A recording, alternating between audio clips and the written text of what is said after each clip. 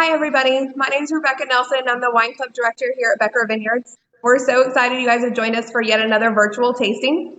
Tonight, we're really excited. We have some great guests on our panel. We're going to be talking about our 2017 Dolcetto Reserve. That's actually won a gold medal in the San Francisco International Competition and also in the San Francisco Chronicle Competition. And on top of that, not only do we have Dr. Richard Becker again tonight, we also have Jon Leahy, our winemaker, and then we also have James Beard Award winners Tom and Lisa Perini, who own the Perini Ranch Steakhouse in Buffalo Gap, Texas. If you do not live in Texas or have not heard of them yet, we are very excited for you guys to get a chance to be a part of this. It's some fantastic food that pairs really, really well with our wine, and especially the one we're going to be discussing tonight. So I hope you guys all enjoy. I'm going to turn it over to Dr. Becker and Jon Leahy. Enjoy, you guys. Cheers. Welcome everyone back for our next broadcast. I hope everyone's having a wonderful Friday evening. Tonight I'm very excited because not only are we tasting the 2017 Dolcetto, which is this bottle right here, and if you have it, you have the absolute right wine. Go ahead and pour your glass and start giving it a few swirls. We also have the Perinis with us tonight, two of my all-time favorite people. Every time I've been fortunate enough to go up to Buffalo Gap to eat at the steakhouse, it has been an absolute perfect meal. And that's saying a lot. The folks up there, everybody from the chefs down to the hostess, down to the folks serving you, are absolutely 100% committed to you having a good time and you having an authentic Texas steakhouse experience. And that's exactly what you get. It's on the Perini Ranch, and it's like going home. That's the only way I can describe it. So, Doc, why don't you introduce our next guests, and then I'm definitely going to have them tell some stories on you tonight. Thank you. Well, I want to say, I know I speak for all of us, that this is lighthearted, and we're in the middle of a great crisis. And every one of us, I know, feels, and our hearts go out to all the people in the front line, the doctors, the nurses, the first responders, the patients and their families. And I just want to say that at the beginning, because the rest of this is going to be just fun. And I know in many crises in the past, having some fun, some lightheartedness has helped. So anyway, that's my introduction. What a treat to be with Tom and Lisa. Have been all over the world with them, all kinds of wonderful experiences, all kinds of amazing stories to tell you. I mean, Tom and I grew up just a few years apart, a few blocks apart in Abilene, Texas. And the cycle of life somehow came back to do this to do this together. And my iPhone just fell off. And what an amazing, unexpected life experience, Tom, don't you think? And their restaurant named one of the rare gems of restaurants in the United States. Tom sending this incredible tenderloin into a number of newspapers. It arrives at the New York Times. It just happens that's when their entries in their mail order food item of the year were being received. Someone thought it must be for that. They put it into that, and it wins the best mail order food item in the United States. And I want Tom to tell the story about the telephone conversation he had after that. Tom, if you would. Well, Richard, no, I'll be delighted to. Had been asked to cook at the James Beard House, and it was very expensive to go up and do. So we tried to come up with ways that we could generate more income and to make this trip happen. And one of them was to send some of our tenderloins up and try to get some kind of story. And so after that, we went up and we cooked at the James Beard. It was very successful. And about 4 months later, I had a call from the James Beard, and they wanted another tenderloin, which I was a little suspicious of. I'm in New York Times. And I was a little suspicious of, but I sent it. And I had a phone call one evening late from a gentleman from the New York Times, and he said he was a fax checker, and I'm a country boy, and I thought he was checking my fax machine. And so I didn't really know how to handle this. And I finally said, "What are you doing?" And he said, "I can't tell you, but do you have a 1-800 number?" And I said, "No, we have a watch line. And he said, well, call your little Taylor Telephone Co-op and see if you can get one. And I did. And they gave us a 1-800 number, and I called back to the Times. And the next morning, about 4 o'clock, I got a phone call from a girl from Abilene and wanted to know if I'd seen the New York Times. And of course, it takes 2 weeks to get the New York Times out here now, much less. And she read me the article, and we had been picked as the mail order gift for 1995, and which I was thrilled, but I didn't know they were having a contest. We had sent the Tenderloin up just trying to get some stories. So I started getting phone calls as the sun came up on the East Coast and went to the West Coast, and people saying thank you and congratulations and ordering. What was the other big problem? Well, the other big problem was we didn't have a mail order company. So we had to jump into high gear and which can be kind of tough under pressure like that, but we did it, and we developed a mail order company, and it's been now since 95, and we send our tenderloins all over the United States, and the company just gets bigger and bigger. But it's interesting how these things in life happen, and we were glad that we responded in the right way.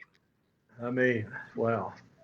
That, you've told that story before, especially up at the wine festival, the Buffalo Gap Wine Festival that we used to do, and I absolutely love that. I'm going to interrupt because I want everybody to lift their glass and give it a swirl and a sniff, and encourage everybody at home to do the same thing. Because guys, after this sip, you're in for a hell of a ride with a few stories here. And I'm not going to say that you the two of you have problems with facts. I'm just going to say that you tell tall tales and leave it at that. So if you want to know who invented the Paul Bunyan tales, it would have been Tom and Doc when they were younger. I think it was about 1885 when you guys started in on that. Yeah. So, Richard, we've got a problem, I can tell. The amazing thing is they're all true now. That's what's so let's talk about the Buffalo Gap Wine and Food Festival, the summit. It's So a summit, not a festival. that's right. the summit. So Lisa Yes. calls me and said, Fess Parker is coming to San Antonio with his wonderful daughter Ashley, and they're going to donate a rifle, a Davy Crockett rifle, to the collection in San Antonio. Why don't we have lunch? So I said, gosh, what an honor to get to meet them. Fess is from San Angelo, and Tom and I grew up in Abilene, and but I certainly had never met him. And so we had this wonderful lunch, and I, of course, being shy, Buddy and I brought a case of wine, 12 different wines. We started opening them and tasting them. And 12 different wines, I think.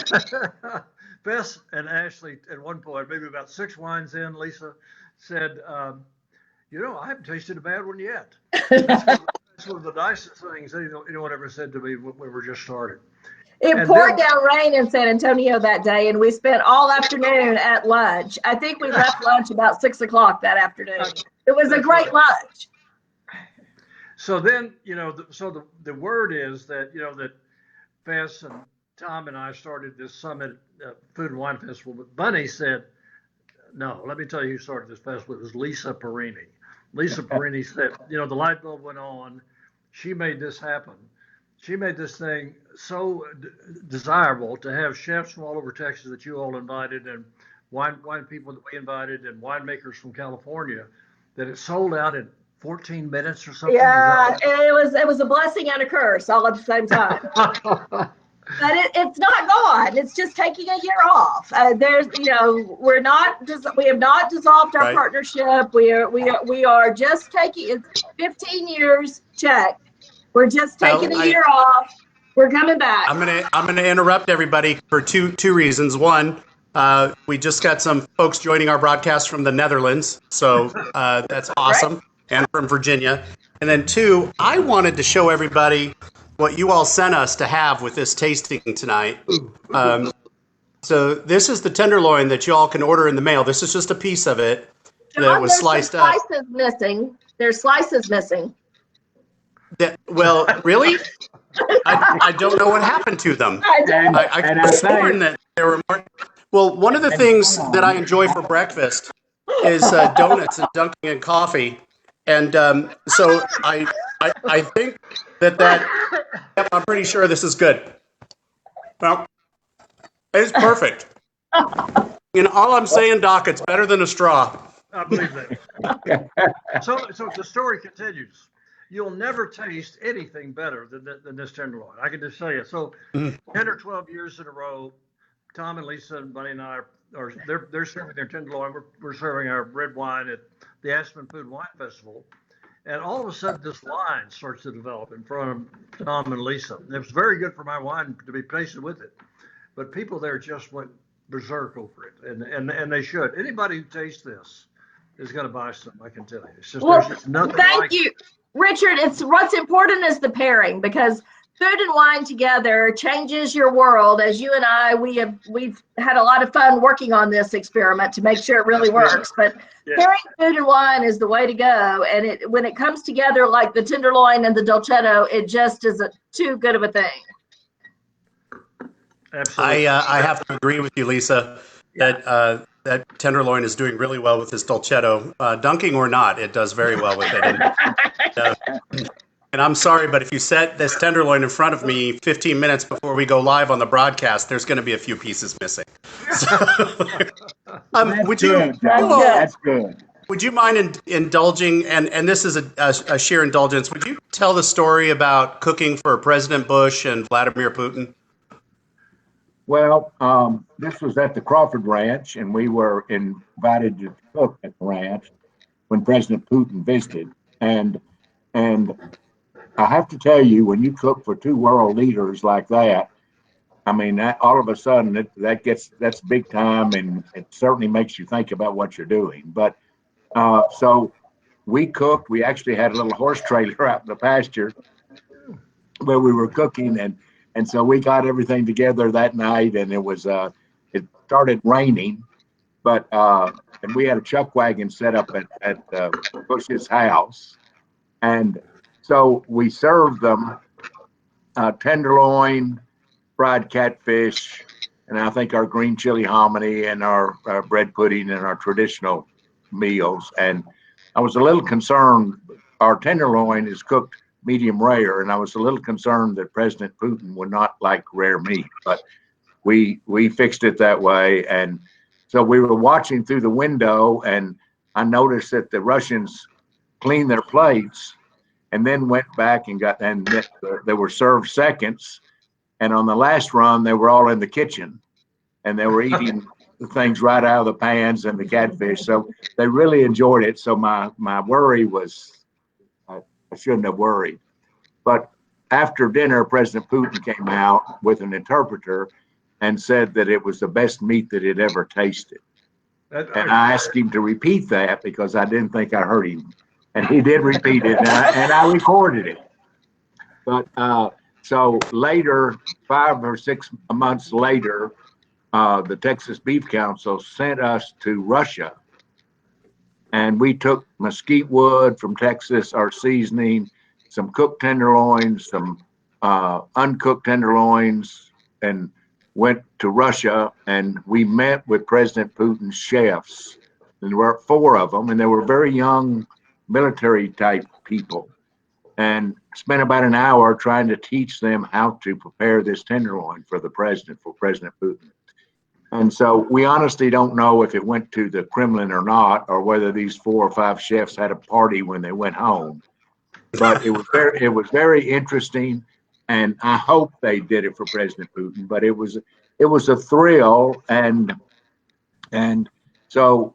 And since then, we've been all over the world promoting U.S. beef and the different qualities and things, or the quality is so good. But well, Tom, didn't the Russians then win the beef cooking competition the next year using your technique? Oh, that's in Poland. Well, that was actually in Poland. The Polish people won a contest, and it was not with the tenderloin; it was with a brisket. And so, they had never fixed brisket the way we'd cooked it, but they did. They won. They did. It was the best new food product of Poland with a Texas brisket. But Lisa, tell the story about you're making pie for this dinner for 2 heads of steak, and and they had Navy SEALs watching you, and Yes. you're talking to them. Yeah, tell that story. President Bush requested pecan pie for the dinner, and pie is very difficult to make, of course, and I was a nervous wreck about it. But especially making pecan pie in a horse trailer in a pasture with Secret Service agents around. But we did, and it worked out fine. We made beautiful pies, and the Navy SEAL, who was the agent that was assigned to me to make sure I did everything correctly, was sitting with me, and he was super nice. And I said, "Well, sir, what do you do?" And he said, "Well, actually, I'm a pastry chef." And I said, "Well, then you should help me." And he just jumped right in, and together we made the pies, and it was really fun. But I had to leave the room when they sliced the pie. It was too stressful. I had to go outside. I couldn't. That's awesome. That is absolutely fantastic. So, I think it was good. we now call that the president's pecan pie recipe. That's perfect. Oh.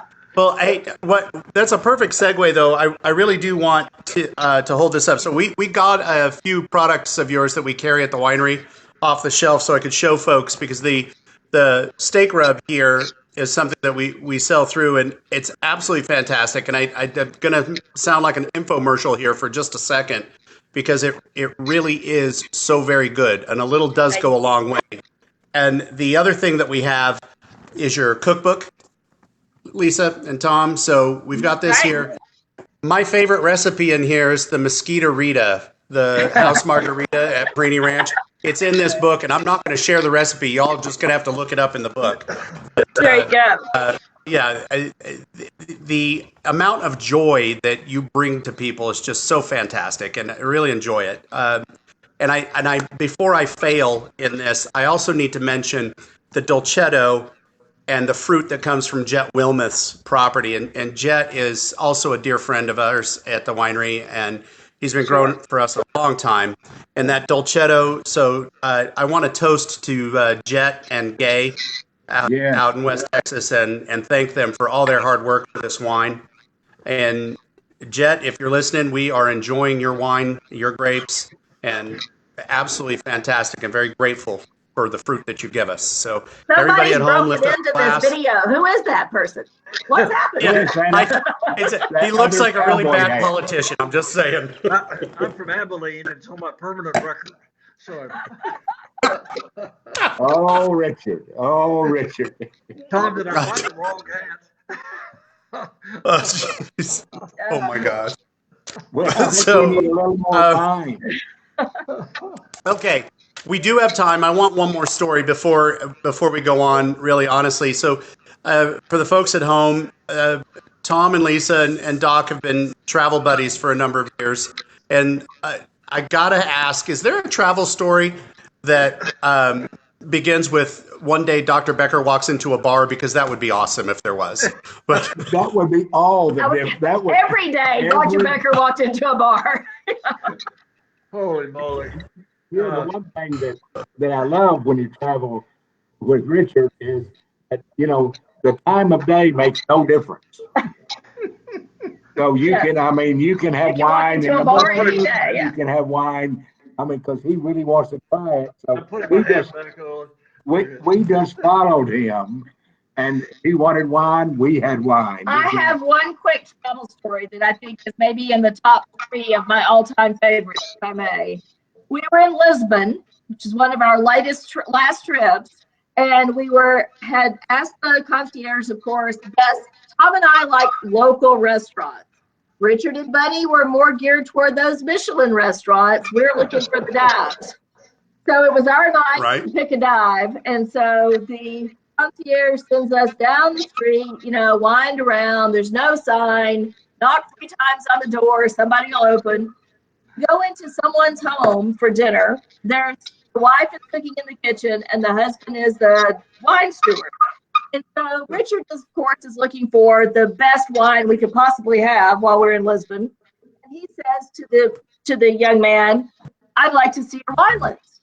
And the guy says back to him, "My name is Ricardo. I am the list." And Richard was really caught off guard, because we got what he was to bring us, and that was it. But it sure was fun. That was wonderful. Yeah. Well, It was great. great times, Richard. Great times. Yeah. Okay. And then So at the tall when, booth sideways. That's a big you one. you don't have to tell every story. Circling the Coliseum. So Tom, when did you decide to start cooking professionally, and when did you decide to open up the steakhouse? I actually started cooking in the early 70s. And, I've got another glass of wine. Oh. And so at that time, I was running a commercial cattle operation, and we had a chuck wagon on the ranch. And so when we were working cattle, I would go out and cook on the chuck wagon because I found out I enjoyed that a lot more than being a cowboy. And so I started doing that, and then I started cooking for some of our big ranches in this part of Texas, Matthews Ranch in Albany, the Swenson SMS Ranch in Sanford, and the Sixes and the Pitchfork Ranches up in Guthrie. And I would do things like their horse sales or big parties they had, and just for some side income. And so at one time, the cattle industry is very hard, and it's hard because you can do everything right and lose, and it's the markets. And so after 18 years, I talked to a dear friend of mine in Albany, Watt Matthews, and I said, Watt, I can't make this work anymore. And I said, I've enjoyed working for the people in the cattle business and ag, and this is really where my heart is, but I can't do this anymore. And he said, well, I think you ought to sell out. And I said, whoa, whoa, whoa, whoa. That meant I had to pay the bank back. And I said, I don't know if I want to do this at this time. And he said, well, I think you should. And he said, Tom, he said, you know how to cook beef, and you can do more for the beef industry by cooking it than you can by raising it. Wow. And so I sold out in 82 and opened that steakhouse in 83. And he was right. He had asked me if we had any kind of oil production, and I said no. And so, but in opening the restaurant for the first 12 years, I should have had some oil production because I needed it. But it's like any business. It takes time to develop and to work, and we've been doing it a long time. I think 36 or 37 years. And this situation we're in now, of course we're completely shut down. We're still trying to do deliveries and things, but it's we're all going to make this and make it work, and this is just what you have to do. So it's something that we were not expecting, or the world was not expecting. That's right. That's right. Sure. That's right. Well, Lisa, I have a question for you. So don't run away yet. But I wanted to get to. There've been people asking about the flavors in the wine, and I think this is something I would actually like Lisa to address. So, for those of you who don't know, Lisa is an absolute wealth of information on wine. She really, when you get to the steak ranch, ask for Lisa's list. Definitely. There's a lot of things here, but people have been wanting to know what the flavors of Dolcetto are if they don't have it with them in front of them. But would you go through and just describe it for us, please? It's amazing. And the little bit of that I know about wine, most of it I honestly learned from Richard, because we've had such a great time traveling, and I've learned to love old world wines, but the way that these Becker wines are styled is absolutely fantastic. And the Dolcetto is such a great food pairing wine, I think. Not only is it perfect with Italian food, of course, but I think it would hold up to ribs and our steak.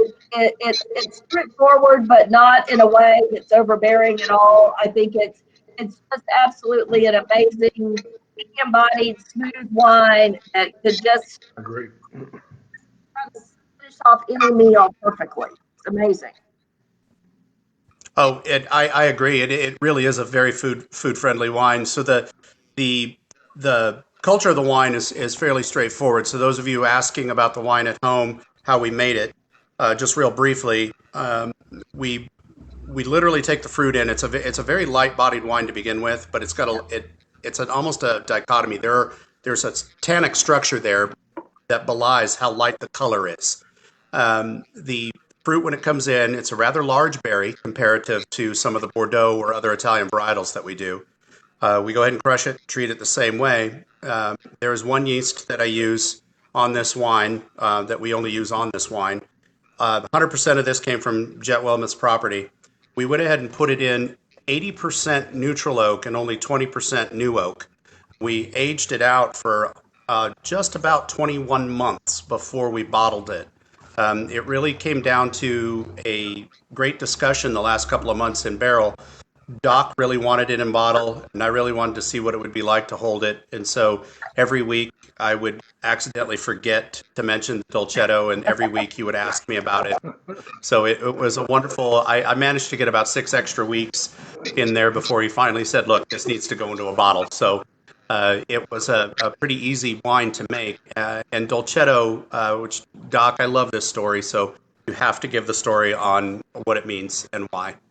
Well, it means two things. It means little sweet one, and it's always the wine in Italy grown primarily in Piemonte, where they drank it while they're waiting for the Nebbiolo to get mature, which is maybe 10 years. But John, this one, the wine that you made here is really exceptional. This doesn't taste like any standard Dolcetto. And this might get moved up a little bit in the Italian market. But the best story about this wine is how we got in this business.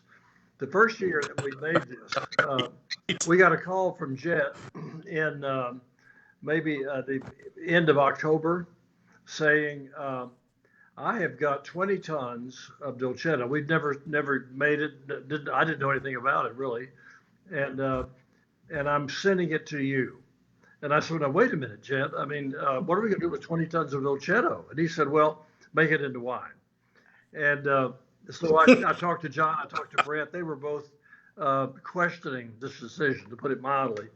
Anyway, the 20 tons of Dolcetto arrived on our doorstep. And I think we took one look at the fruit and said, boy, this is going to be good. And John just took it from there. But it's been a great story. It has, and there are a lot of lighter fruit forward notes, like Lisa was mentioning. It really is a nice wine. When you smell it, it almost smells like, okay, is this going to be too light for what I want? But this, that I don't know if this does any justice to the color. The color. It really.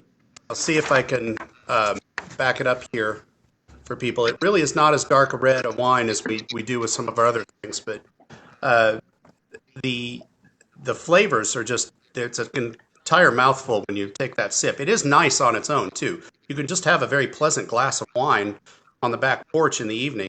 If you have your toddy time and you want a glass of wine, fits the bill perfectly. But while you guys have been telling stories, I've been eating this tenderloin and not sharing it with anyone.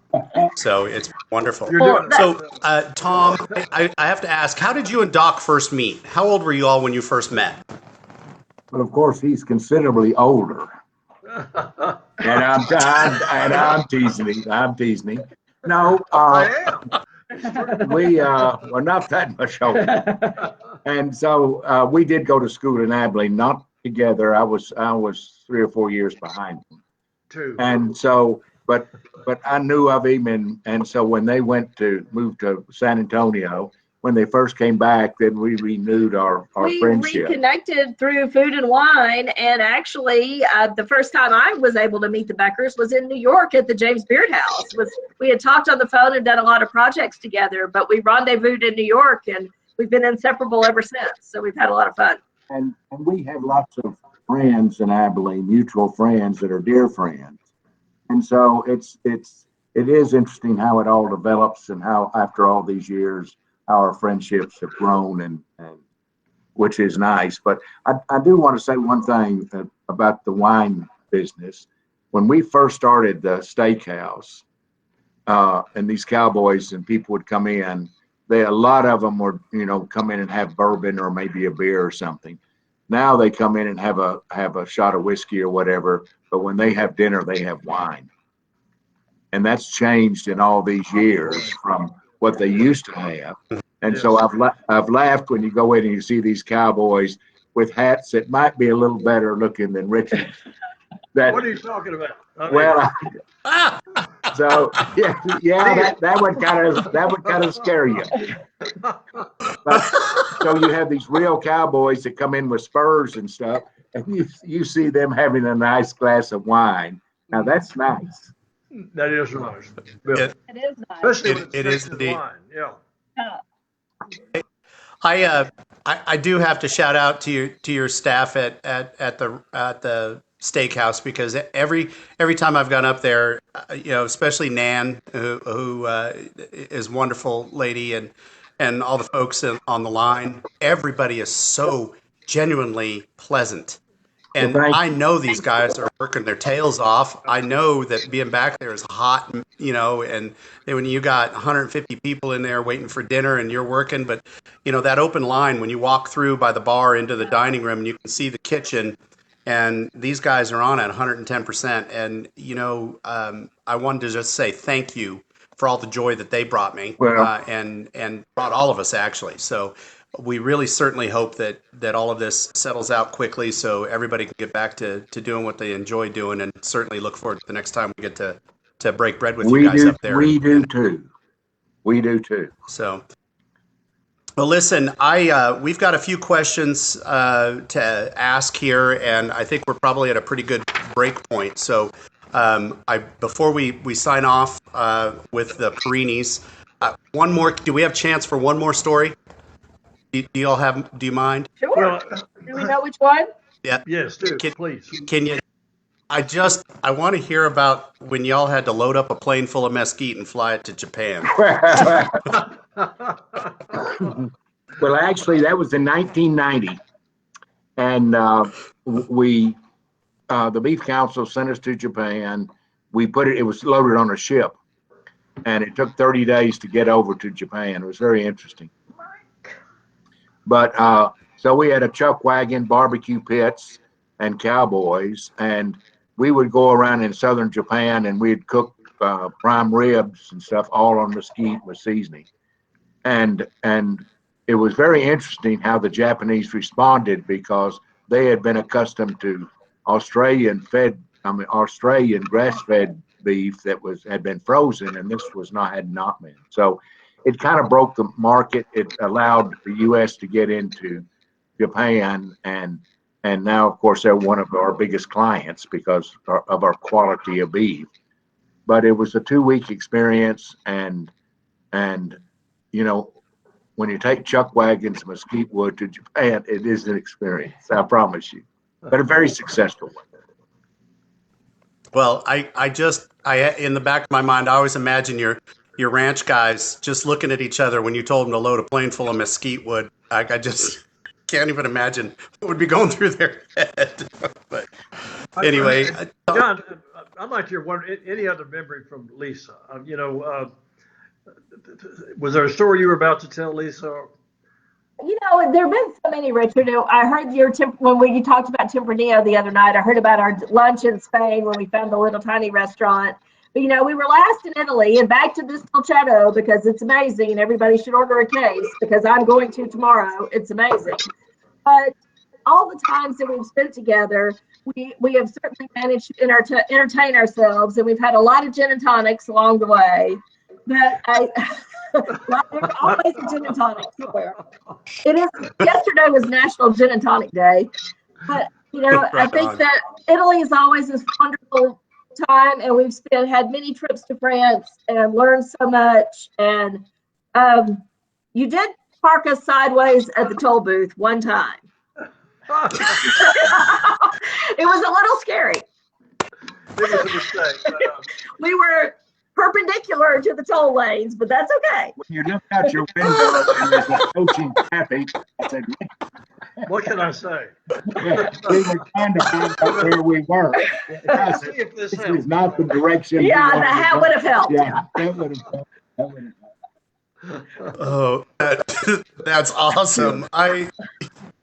We've had great travels, and we're looking forward to many more because we have a lot of places to visit and a lot of wine still to drink. So we're looking forward to it.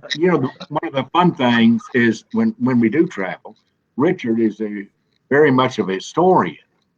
So I don't care if we're talking about the Romans or the Greek. I mean, he always comes up and it's like kind of like having a professor travel with you. But so we have we have great wines. Richard really loves to taste wines and old wines. And, you know, my last story that I'll tell you is that when we first started to travel, I told Richard, I said, Richard, whenever we travel, we're just going to split everything 50-50, and we're not going to do this back and forth stuff. This is the way it's going to be. And I thought that was the proper way to do it. But then I found out that Richard really enjoyed Michelin restaurants. And when he would go to the Michelin restaurants, we would have 3 or 4 bottles of wine that were old wines. I mean, he wanted to taste them. You know, he said, now look at this. He'd get his glass and roll it and said, look at this earthy color. And I've got my pencil in my pocket. And I'm writing down. I said, oh my God. So that has been a bad business decision for me to have made that to Richard early in our days. You did the right thing, Tom. You did the right thing, Tom. But, yeah, Tom, he may not have liked Michelin restaurants until you made that offer. You know, he said, here's this green boy from Buffalo Gap. But he does. I was born in Hendricks Hospital. But when we're out and we're having dinner, he honestly is working, because he'll look at the wine list, and he does like old wines, and he has a memory. I can't tell you, you know, when he said it tastes like dirt, by gosh, it tastes like dirt.